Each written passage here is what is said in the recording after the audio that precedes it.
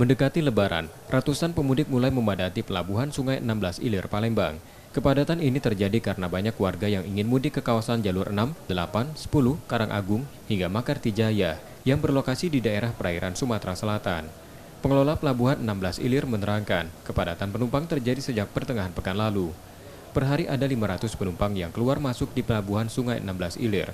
Pengelola memprediksi puncak arus mudik di pelabuhan ini terjadi pada akhir pekan.